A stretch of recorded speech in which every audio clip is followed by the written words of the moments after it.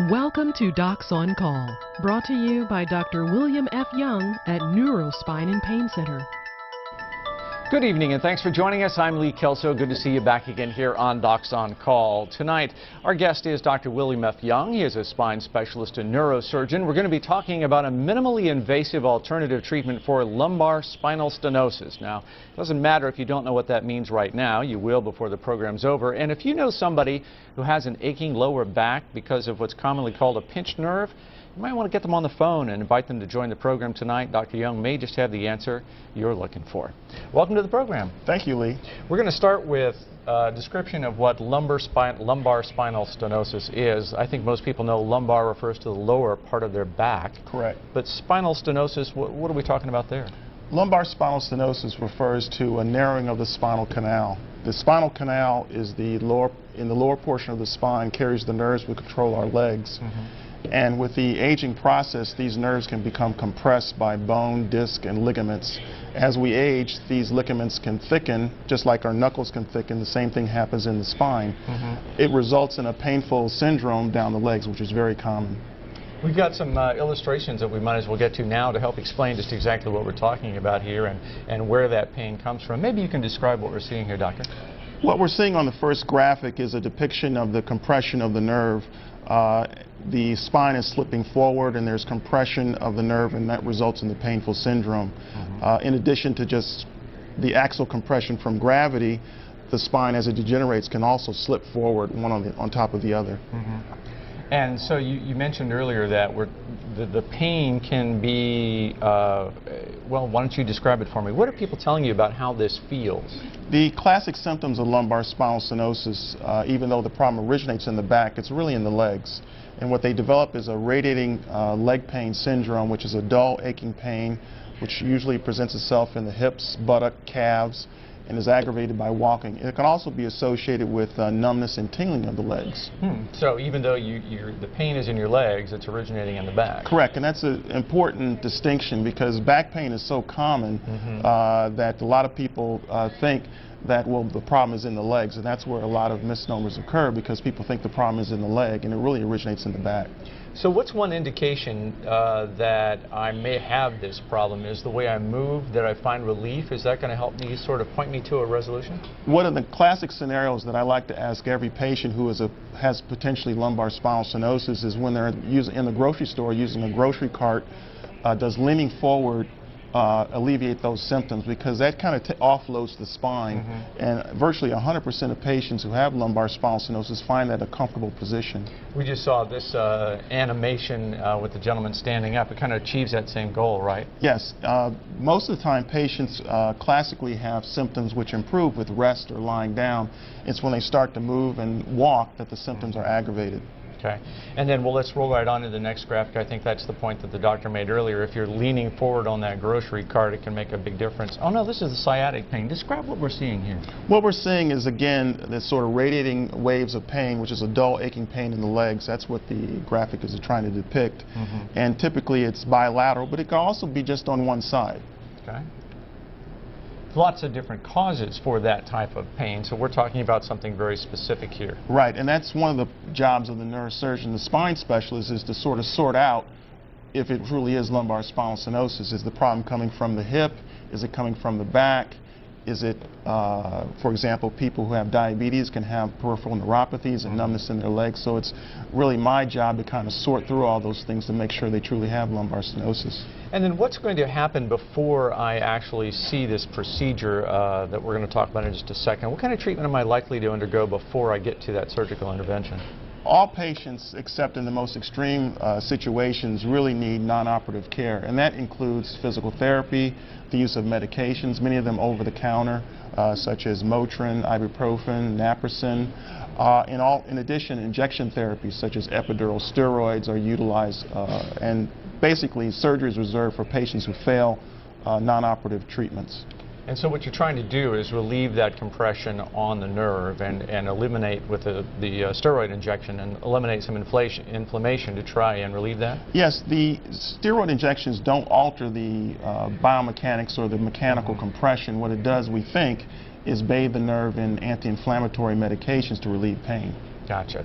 Let's roll ahead to a couple more of these graphics. We're going to show you what the doctor mentioned just a moment ago. I've seen this in the supermarket. I suspect other people have, where you're leaning forward on the supermarket cart trying to... This is a laminectomy. Let's go back to that one. I'm a little out of sequence. My apologies. But let's show you. This is a traditional procedure. There you go. There's the patient with the grocery cart leaning forward, depicting sort of offloading the spine. You can see in the graphic there that as they lean forward, the spine becomes less compressed, the nerves become less compressed. And as he said, that's a pretty good indication that this type of issue might be what your pain point is. Now, a traditional procedure for this type of thing, the way it used to be treated in the past, was pretty aggressive, and that's what we're going to show you here. This is the traditional approach for the treatment of lumbar stenosis, which is basically removal of the arthritic spurs in spine. And this is called a laminectomy. It's basically sort of unroofing, like taking the roof off of a house and just freeing up the nerves. And this is a surgery that can work and has been tried and true for many years. What's the downside with this procedure? I mean, obviously it's pretty aggressive if we're taking out that much of the spine, the bone itself. Well, the potential downside is by removing that bone, you can destabilize the spine, so the patient may need a fusion, which is use of bone plates, grafts, and instrumentation to fixate the spine. In addition, there can be scarring around the nerves from that type of surgery. So what we're going to tell you about tonight is this procedure involving something called the X-stop that changes the way that you would address that pain. Let's take a look at it and then we can talk about it in greater detail. Tell us what we're going to be seeing here, the device that you implant. What it's showing is the device in the graphic is basically what happens is it relies on the anatomy of the spine. So by inserting this device, we can expand the vertebrae and make more room effectively for the nerves. Gotcha. So just as leaning forward on that grocery cart expands the spine and relieves that nerve pressure, you're doing that permanently by putting in this device. Exactly. It basically mimics that sort of offloading of the spine. And what's kind of unique about this is you're not removing any tissue, and this is not a permanent implant. Well, excuse me, I don't mean that. It's not affixed to your body. It's not screwed into bone. No, you still have the same mobility and the same rotational abilities. It's not a fusion device. Maybe I could show with the... Please, let's bring Boney Bob up here and we'll kind of give you an example of what we're talking about. So this is basically a mock-up of the spine. This is basically the head would be up here and the legs down here, of course, and we're talking about the lumbar region. And basically through a small incision, what I do is we basically put in the device between the vertebrae, and this acts sort of like almost like a ball bearing to expand the vertebrae, and then we lock it in place on the other side with this device. And the surgery takes about an hour or so to do for a 1-level, hour and a half for a 2-level procedure, and I do it as on an outpatient basis. That is pretty remarkable that you can do that level of pain relief in an outpatient basis, as opposed to, what was it, 3.5, 4 days with a laminectomy or in the hospital, and then... Well, most patients aren't in the hospital that long for a laminectomy anymore, but it is probably less invasive, certainly less invasive than a laminectomy. And then since you're doing this in a minimally invasive way, what's my recovery cycle like? That's one of the exciting things about the X-stop procedure, is that the recovery time is relatively short. There's no wearing of a brace afterward, for example, with a fusion or other procedures, and people are pretty much back on their feet within 2 or 3 weeks. How soon am I playing golf, running, doing all those things I used to do? Well, the main thing is we don't like patients bending forward, because that can cause the device to become explanted or pop out of place. But after about a month or so, it's well seated in there. They can resume all their normal activities. Am I going to feel that in any way if I bend backwards or move in an odd way? Does it feel like I've got something in my back? No. One of the things about the spine is that that's what allows us to do a laminectomy, is that it's pretty far down to get down to the spine. You have layers of skin, muscle, tissue to get down to this area. So even though sometimes people think they feel things in their back, it's really, really deep inside. It's fascinating stuff. We are going to open the phones now and invite your calls at 483-8331, 483-8331, and jump on the line. You can ask a question of Dr. Young. So tell me, who's the candidate for this type of procedure? Most of the procedure is device is FDA approved for people over the age of 50, and the typical patient is a person in their 6th, 7th, 8th decade of life. It's really for elderly people. And with a patient who might be that old, are there any risks to surgery that are uncommon or unusual? There's always risk to surgery, and that's one of the sort of the givens with surgery. There's no surgical procedure that's not without risk. But one of the nice things about the X-stop procedure is that for people who are in very advanced ages, I think the risk factor goes down compared to other procedures. Probably my oldest patient is 87. Wow. Well, tell me about what the recovery course is like and what they report to you after the procedure. Typically, most patients feel immediate relief, that they notice a difference pretty immediately in terms of their pain syndrome, and that they're basically back on their feet, walking and doing reasonably well in about 2 or 3 weeks. There is a healing process with every surgical procedure that takes place for the first 2 or 3 weeks, but afterward, there's not a lot of follow-up.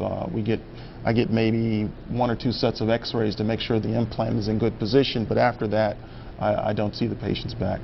Do I need to be concerned about any subsequent MRIs or other treatments that might be coming along? The device is fully compatible with MRI and is not a hindrance to any other MRI or other diagnostic procedures. And that's because it's made out of titanium, it's not magnetic, et cetera, et cetera, et Correct. cetera. There may be some artifact, but that's true of any metallic device, even titanium, but it is compatible. Yeah.